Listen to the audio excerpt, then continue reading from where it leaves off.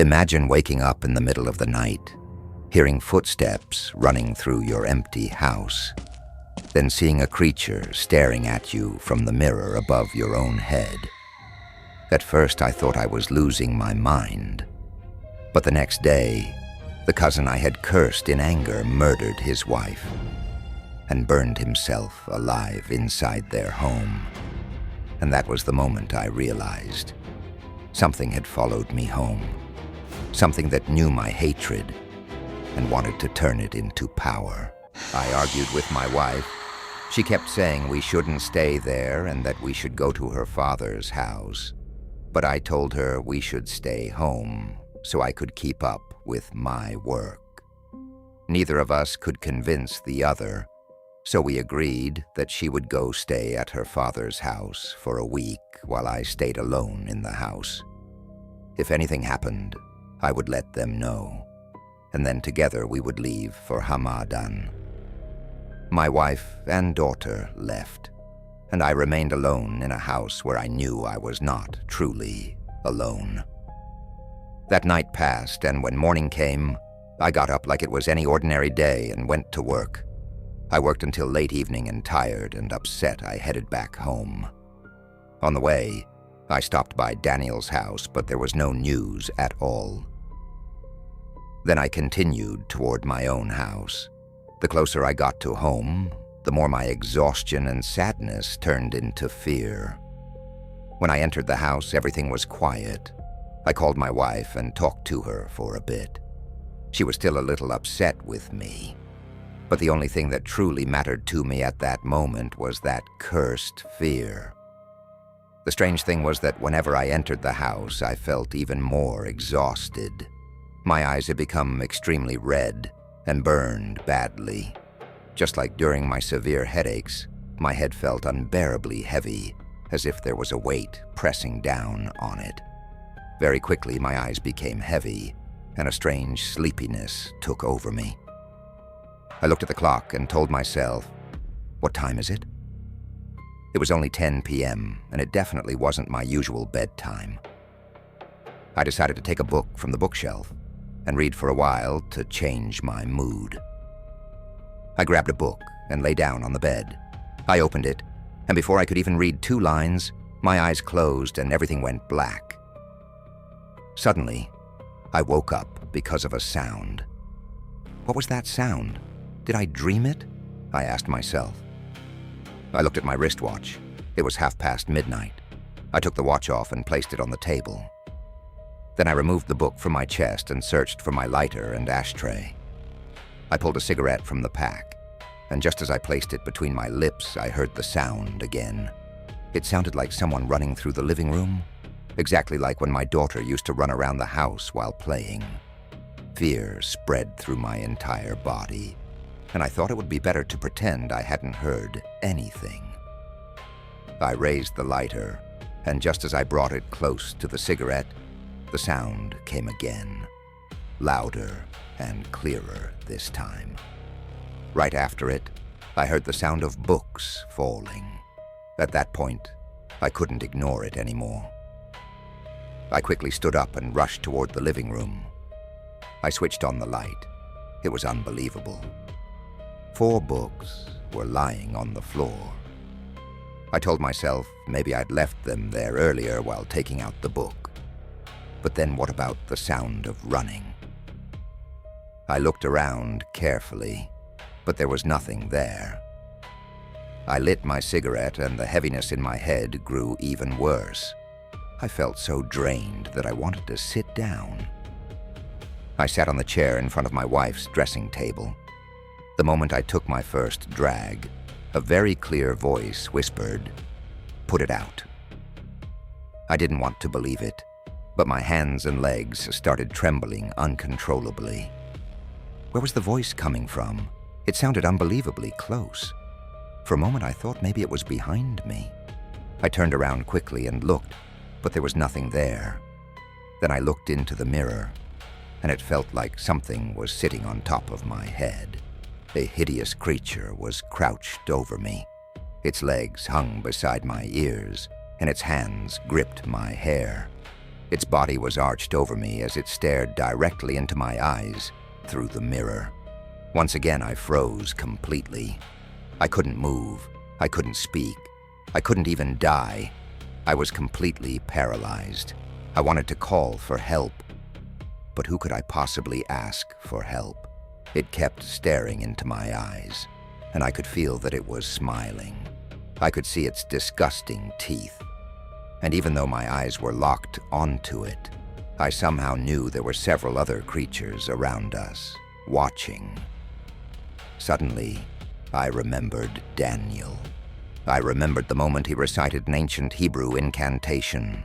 I can't repeat the words, and I can't even explain their exact meaning. But the overall meaning was, "O you who rise within the darkness of the night, and you who reflect the light, help me against all that is weaker than you." Then 3 times it would be said, "Truly, you are real and powerful." At that moment I closed my eyes and began reciting the incantation.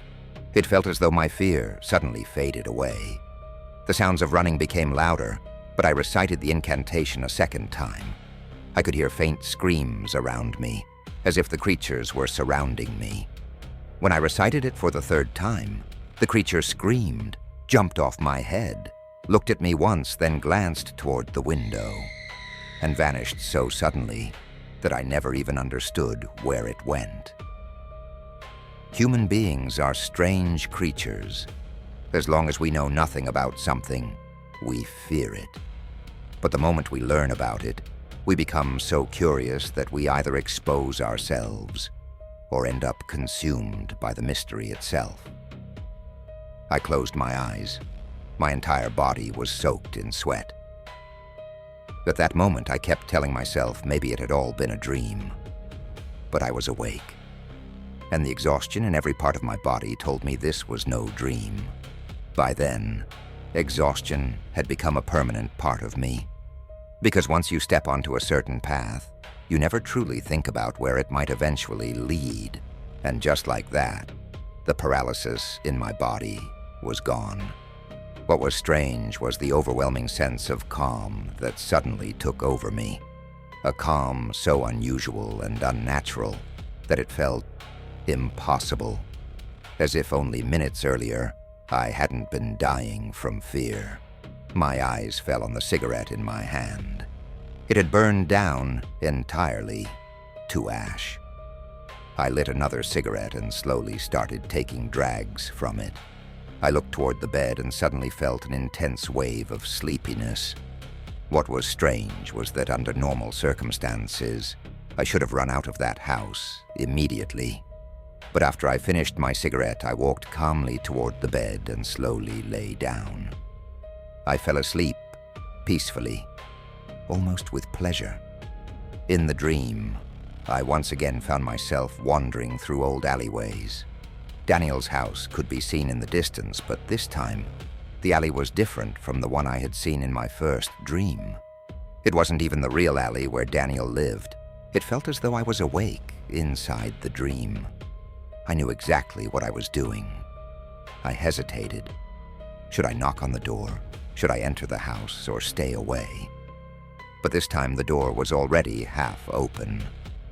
The moment I reached it, I heard that voice again. "O human, do not hesitate. Enter. Come and let me show you the truth. Come, so you may witness the true feeling of power." I couldn't speak, but somehow I could communicate with it through my thoughts. In my mind, I asked, "What do you want from me? And tell me, who are you?" It answered, "What difference does it make who I am? Just know this. I will bring you happiness. I will humiliate your enemies, and you will become filled with forbidden knowledge." I asked, "Why me?" It replied, "What difference does that make? Consider yourself lucky that I chose you. Accept me, and in time you will understand far greater things." I told it, "What if I refuse?" It laughed. "You cannot. The choice has already been made." I asked again, And if I still refuse, what happens then? It answered, You will find out for yourself. From this moment on, you will begin to see things. Strange events will happen around you. Whether willingly or unwillingly, you will eventually stay with me. I asked one last time, What do you want me to do? It replied, It doesn't matter what I want. What matters is what you want. Its voice echoed inside my head. Then suddenly I woke up. I tried to pretend nothing had happened.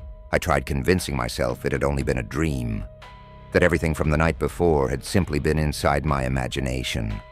But it wasn't a dream, because I could still hear its voice echoing inside my ears. What matters is what you want. That was when I asked myself, what do I want? What was this thing that had consumed my entire existence over the past 2 years? The answer was obvious: hatred. But hatred toward who? Toward what? Toward everyone. Even toward God and God's creation. But among all that hatred, there were certain people who had wounded me the most, financially and emotionally. I remembered my cousin Abbas. Before my bankruptcy, everything he had in life came from me. But because of certain circumstances, I had been forced to give him power of attorney over some matters. And when I finally realized what had happened, one of the houses I owned had been transferred into his name. Then he told everyone, I already gave the money to Farshad. He's lying. My uncle, my aunt, and even his wife all knew he was lying. But none of them said a word. The memory burned inside my chest. Out loud, I suddenly shouted, Abbas! Abbas, my cousin. If you hadn't done that back then, at least my wife and daughter would still have had a home. Maybe I could have stood back up again. I hope your life turns to ashes. As I said those words, my entire body burned with hatred. You can never truly understand wounds like these unless they happen to you. I stood up and went to the bathroom to take a shower. But when I came out, I noticed a horrible smell in the air. It smelled like a dead animal. As I dried my hair, the smell grew stronger with every second.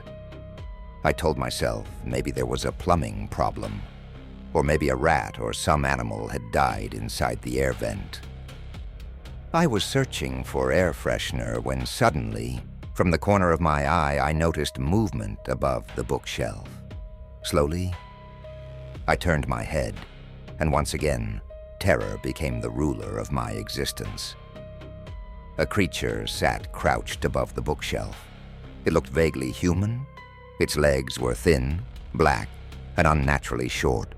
Its face was white as chalk, with 2 pitch-black eyes in the middle. Dark veins stretched across its face, like cracks. It sat there staring at me. Its long hair resembled the mane of a horse, thick, dry, and tangled. Its back was arched unnaturally, its arms hanging downward while its long, hairy fingers ended in filthy, thick nails that made its appearance even more horrifying. And it was staring directly at me. God, it was so unbelievably ugly. Suddenly it leapt down from the bookshelf and vanished. I was completely frozen. My mind had stopped functioning entirely. I stood there unable to move, until the ringing of the phone snapped me back to reality. As I slowly walked toward the phone, one thought kept repeating inside my head. Maybe Daniel was right after all. He kept telling me that I was different from everyone else. Otherwise, why would I be able to see these things? Honestly, how was it possible that I still hadn't had a heart attack from fear? It was almost as if all of this was becoming normal to me. I answered the phone. It was my mother, and she gave me news far more shocking than anything else. She said my cousin Abbas had set both himself and his wife on fire inside their house. My mother said it looked like he had been high on drugs and completely out of his mind. The next day, it became clear that he had first crushed his wife's skull with a hammer, then poured gasoline throughout the house and set the entire place on fire. Apparently, the neighbors called the fire department very quickly, and the police found their bodies half burned inside the house. I kept struggling with my thoughts, telling myself he did this on his own, that it had nothing to do with what I had said. It was around 2 p.m., and I'd woken up at 8 that morning and spoken those hateful words. At that moment, I wasn't happy, but I wasn't sad either. I told myself, they paid for all the horrible things they had done. But there was one important question I could no longer ignore. What role had my curse played in all of this? Suddenly, I remembered something. I repeated the incantation from the night before, again, and again, and again.